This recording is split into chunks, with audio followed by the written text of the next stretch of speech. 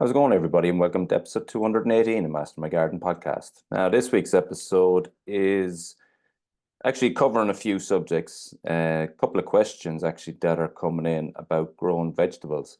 And I'm going to cover off those. They're quite short. The answers will be quite short, but there's also a couple of other topics that I'd like to talk about. The first thing we're going to talk about, and it slightly relates to the question, is people have asked in relation to the Grow Your Own Food course that I'm running, the online course, are they too late to start? And the answer to that is absolutely not. And it's especially true this year.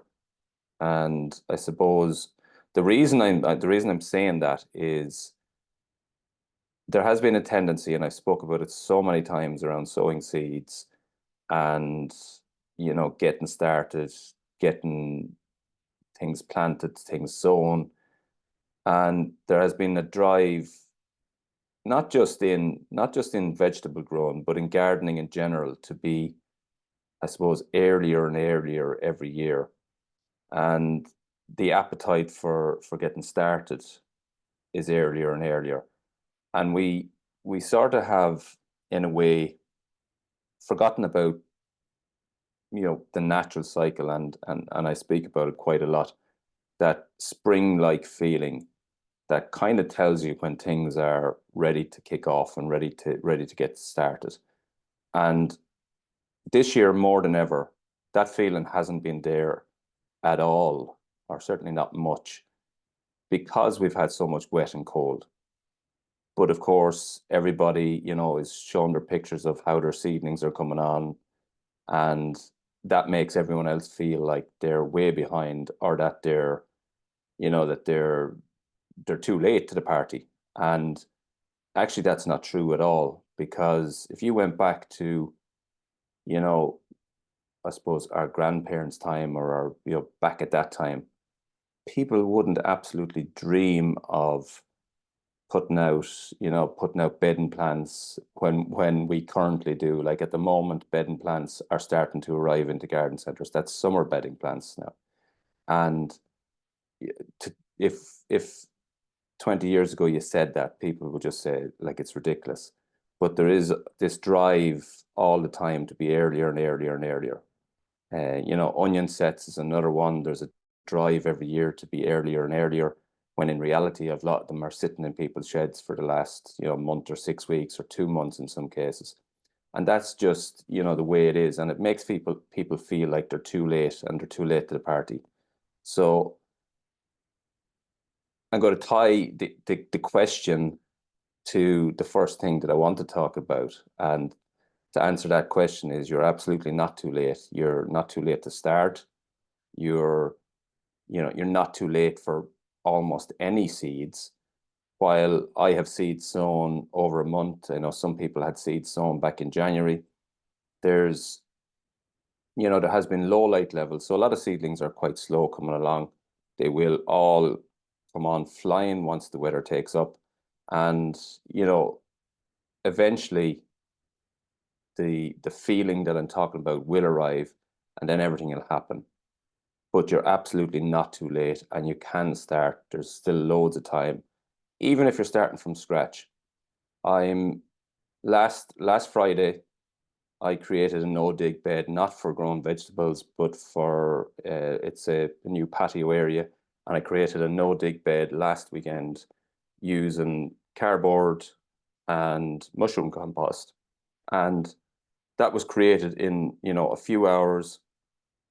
Really simple to do, and can still be done easily at this time of the year. And from a standing start, you can be set up and you can be planting vegetables in a few hours, once you're organized and have the bits and pieces there, the cardboard and the compost and so on. So no, definitely you're not too late. The initial plantings that you can do can be done with shop bought seedlings or plug plants, and then you can start sowing your own seeds and getting your own seeds in. You're still not too late, although it is getting towards the end of it, for planting bare root fruit trees, bare root fruit bushes, bare root strawberry plants and things like that. So essentially from a standing start, you can have your own fully fledged kitchen garden, within a couple of weeks with 1 or 2 Saturdays spent creating it. So no, you're definitely not too late. The weather, just to go back to it a second, is really not playing ball this year. And I suppose, again, just to talk about like since last October and at several points during last year, last March and April were extremely wet and cold, if you remember back. February was extremely dry last year and warm. And so the seasons, they come and different every year. But one thing is pretty sure and almost true is that once you get to the end of March, then you're typically heading into April. Can be a bit mixed, but generally speaking, on the law of averages, April is typically a good month. It's typically a very growthy month, and it's typically the month where everything starts to waken up and, you can really get going in earnest. And, next week's episode, we'll be talking about the seed sowing guide for the month of April. And that will be quite a lot extended on the March one, which was a reasonable list, but April is extended further on again. To give you an idea of, rainfall levels, in January 23, now I've taken these figures from Met Éireann's Oak Park, which is the closest weather station to me, official weather station to me. So they're just a general thing. And I know certain parts of the country, again, have got way more than other parts. And actually, funny enough, this time, for the last little while, the west coast of Ireland hasn't got as much as maybe some of the parts in the south and southeast. So for the month of January in 2023 in Oak Park, there was 66 mil of rain. And in 2024, there was 70 mil of rain. So not a huge difference there. Here's where you'll see where the huge difference is. February 23, Oak Park, 14 mil of rain. And as I said, February last year was really warm, really dry, and it felt so spring-like at that stage. And that turned out to be quite a false dawn because March followed on wet and cold, and April actually, for the most part, followed on wet and cold. And then we had an exceptionally dry and warm May. But so February 23, 14 mil of rain, and February 24, 66 mil. Now, 66 mil is not a phenomenal amount of rain in itself, but what tends to be happening is that we're getting these really, really heavy, when it falls, it's not kind of slow and steady. It's huge downpours that, you're getting a few days, the ground is starting to dry out a little bit, and then you get this overnight of a heavy downpour and everything is just saturated again. Then March. So March last year, 103 mil of rain, again, reiterating that last March was very wet and cold. But this year's March to date, which on the day of recording is only halfway through the month, and we're looking at 75 mils of rain. So if it continues to the end of the month and right up to Easter, we're looking at March being a record breaker in terms of, the level of rainfall that has fallen. So that's why things are moving a little bit slower at this stage of the year. And I saw so many people, posting their videos of planting potatoes on St. Patrick's Day, as is tradition in a lot of parts. And that is, felt away if that's the tradition and if that's what works for your area. As I said before, if you know your area and you know that the 17th of March works for planting your potatoes outside, then by all means, it makes total sense. For me here, that would make no sense. There's an old saying around here that how do you beat the May frost, referring to planting potatoes. How do you beat the May frost? You plant in June. And that would seem, again, to people to be extremely late and too late. But, in certain parts, that is what you need to do. You go later. And I do see that, certain people have, people talk about the middle of March for their earlies, the middle of March for their earlies, the middle of April for their second earlies, and the middle of May for their main crops. And, that's a kind of a steady enough and traditional rule of thumb. that wouldn't be too far wrong in most parts of the country.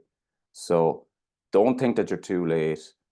Don't think that because you see everybody else, shooting on and sowing and doing whatever they're doing, don't feel that it's too late for you to start, or it's too late to, revive that garden for the coming year. It's absolutely not. There is so much time, and there will be, without a doubt, there will be good, solid spring-like weather.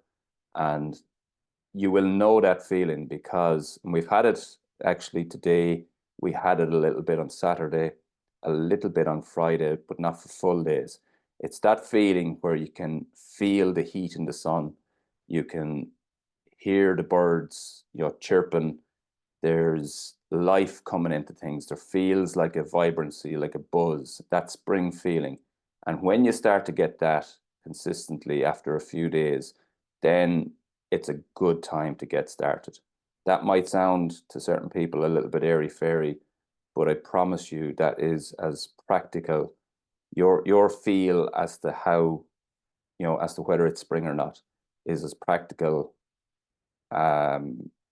It's definitely a way more practical way of getting to know when to start, when to sow, than looking at people on Instagram or on somewhere else and comparing to them. That feeling is when is the time to go. So you're absolutely not too late. The other question I was asked, and just answer that quickly before I start talking about some other things. And this week's episode is, it's a few different topics. The other question I was asked was, as a complete beginner, the top 5 vegetables to grow. And that's a tricky one. But there is some extremely easy vegetables to grow.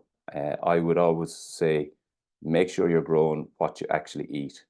Because, for example, probably the easiest vegetable for anybody to grow that you cannot fail with is radish. But actually, a lot of people don't like radish. So it's the easiest vegetable to grow by far, and it definitely would be one of the top 5 vegetables, easy vegetables for someone to grow. But if you don't like it, what's the point? But to give you a few that are really easy to grow and are liked by most people, that's a bit of a generalization, but generally speaking, most people will like these. Spring onion is one, really easy to grow, can be grown from plug plants that you can buy in garden centres, or sown direct into a polytunnel or later in the month, directly into the open ground outside. And it really is one that you can't go wrong with. Again, the seeds will grow. You will be able to harvest. They'll last for a long time. So what, as a beginner, what you don't want is to sow too many vegetables that are just going to mature very quickly and then run to seed or run over or get too big or get, to a point where they're not edible. Because you want to have success and you want to be able to get success from these. So spring onions is a really good one. Lettuce then is another one. Again, it's quite easy to grow, very hard to fail from it. But what I would say is, if you're a complete beginner, I would be looking to sow something like a cut and come lettuce. So that is, as the name suggests, a lettuce that you can cut. It tends to be mixed, so you'll end up with different mixed lettuces within the same seed mix. So you sow them into your drill, you'll get, red leaf, green leaf, you'll get cos lettuce in it, you get some quinoa in it, and you get a mix of different types of lettuce leaves. And rather than cutting a head of lettuce that, you cut and then that's it, there's no more going to grow there in that space, you basically pull the leaves as required and it will keep rejuvenating. Now, not over a whole season, but certainly you'll get a bit of time out of it. And that's a great one to grow as a beginner. This one is a brilliant one to grow as a beginner, but you kind of do need a greenhouse of some sort as a tomato. And the reason I say it, again, it's really easy, but it's also one that's, a bit more exciting. Like, a lot of people eat tomatoes, not everybody, but I would say the majority eat tomatoes somehow. Really easy, not hard to mind, not hard to be successful with, and it's one that you can get quite a heavy crop of, and it's one that you can, with a small bit of care, you can harvest over a very long period of time. So again, a really, really good, vegetable to grow for a beginner. Outside of that, spinach is another good one. The only thing is that it does tend to run to seed quite quickly, so it's one that you would need to repeat sow. So every 3 to 4 weeks sow that, and that will easily give you crops. Outside of that, then very easy to grow onions. So you can buy your sets at the moment, just plant them into the ground. So sets are they're basically an immature onion or a tiny onion. You plant them into the ground. They grow over the next sort of 3 to 4 months, and in June or July you'll harvest a fully grown onion from that can be dried and stored. And so they're just some. There is lots more, but definitely as a beginner, you are not too late, and they are kind of the easiest ones to get sown with. Next week's episode will be a full seed sowing guide, for the month of April, and as I said, it'll be quite an extension of March's guide, so it'll be a lot longer, a lot more on it. But yeah, that'll be next week's episode. Next thing I wanted to talk about in this week's episode was and is there's a lot of talk about here in Ireland. We've had the acres scheme, where there's a lot of hedging and native trees to be planted. And I suppose at the start of this scheme, there was a specification for native trees to be planted, and things like hawthorn fell under that, and hawthorn is the big focus of a lot of conversation at the moment. So basically what happened, this scheme was launched. It's an agricultural scheme aimed at farmers. The agricultural scheme was launched. A lot of farmers signed up to it, getting supplementary payments to support biodiversity projects on their land. Big part of that was the planting of trees, the planting of hedgerows, and so on. The number of people that signed up and the number of people that opted for the planting of trees and hedging, when the maths was done on that, there was some 3 million or so. The numbers might not be exact, but in the region of 3 million native trees were required for the planting season of October 23 through to March 24. The problem with that was there was a specification for them to be native. There was a requirement for 3 million native trees. And as always, the maths hadn't been done. The nurseries in Ireland hadn't been forewarned that there was going to be this requirement or this potential requirement, so they didn't have the stock coming on stream. And there was a shortfall of quite a lot, if you're to believe some people, up to 2 million native trees. I'm not sure that figure is totally right, because I'm sure there was batches brought forward and so on. But either ways, there was a definite shortfall. And so the requirement initially to only plant Irish sourced, Irish provenance, Irish grown hedging and trees to fulfill this planting season had to be changed, because in order to fill out this agreed planting for this period. So they allowed native species that were grown in other countries to be planted under this scheme. And that has caused quite a stir, and rightly so, particularly around the hawthorn. So the hawthorn was one of the major tree species that was to be planted in the scheme. It's, as many of you know, it's probably the major hedge across the whole country of Ireland. It's certainly in this area. It's native hawthorn is huge. It's everywhere. It's really important for biodiversity. It's really important for pollinators. It's massively important, as a carbon store. It's mature here. A lot of the hedges are mature. So it's a hugely important part of the Irish countryside. And there is problems in certain parts of Europe with a disease called fireblight. And it affects certain plants. Like you will see it, and you would have previously seen it on things like pyracantha, on ornamental plants like pyracantha. But it has become a problem in certain parts of Europe on hawthorn. And so the concern became that when this change in the wording of it, that you could bring in native species, but that were grown in other countries, there's the danger that fire blight and that type of disease can come in as well, and can then start to embed itself and become more common here. Now, it's not that it has never happened here before. There has been certain breakouts of the disease, but up until now it has been very small amounts, and certainly hasn't had a chance to sort of affect the greater hedgerows and so on. But with this huge influx of non-native grown hawthorn, there is that danger. And I suppose people only have to look, you don't have to look back very far. The ongoing ash dieback problem, which again came from imported plants. And now we can see, and we can still see all the time, the effect that that's having.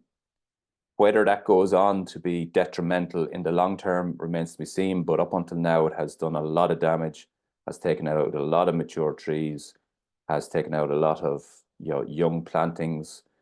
And as I say, it remains to be seen whether it will continue to push further and to basically become a killer of the ash tree here in Ireland. Let's hope not. But those type things do happen. Again, to go back another while, you're looking at the Dutch elm disease and the effect that had. And there's others as well. There's Zoyella on olive trees in certain parts of Italy and so on. And it's detrimental. So sometimes when we interfere with these things, we can inadvertently, well, I say inadvertently, but to be quite honest, there should be a lot of smart people looking at this, and these type of things shouldn't be allowed to happen. To go back to the genesis of it, if somebody is going to dream up a scheme where you have to, where there's going to be 3 million trees required, well then you need to kind of think ahead and say, right, we're going to need 3 million trees. The reality is these can't be tomorrow or next year. So let's set this target of 2025 or 2026. That's logical.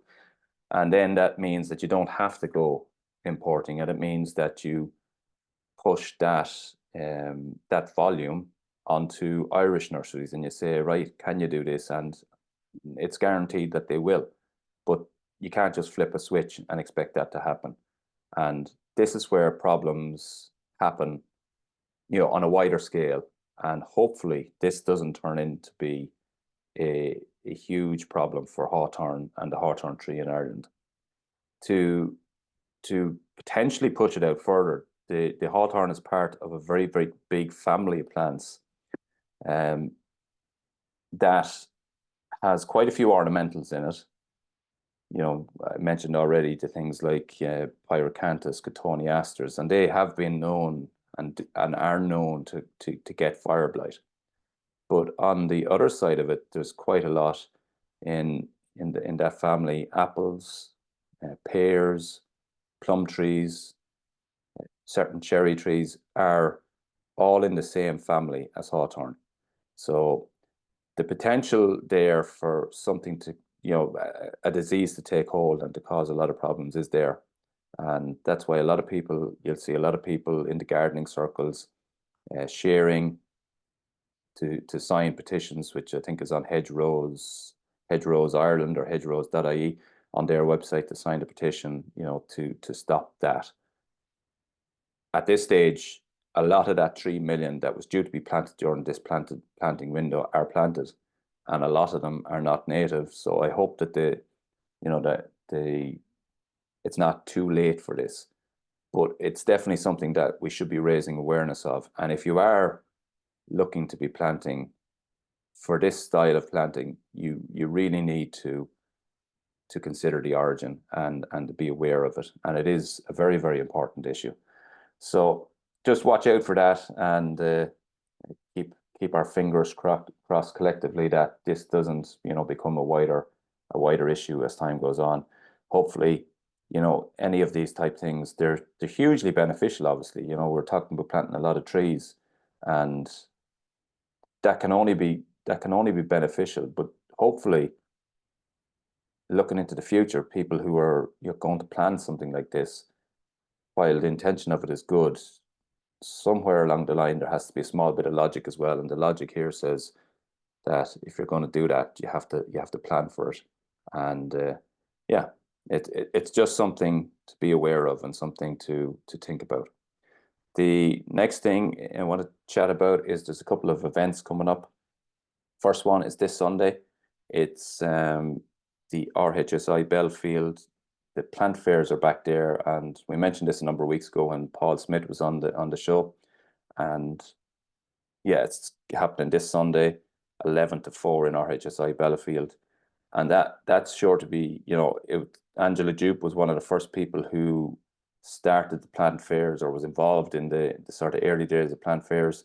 And to revive that in, her farmer garden and her farmer house is certainly something nice, and I hope it's well supported. So that's Sunday in RHSI Belfield.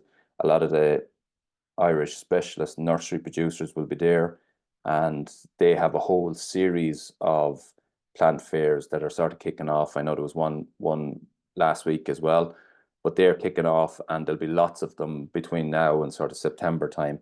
And if you're looking for certain plants or rare plants or special plants, yeah, a lot of these guys, the specialist nursery producers group, are very, very good.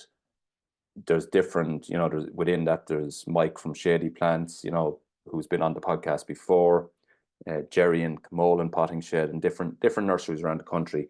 And a lot of them kind of specialize in their own little niches, and you'll find lots of really interesting plants there.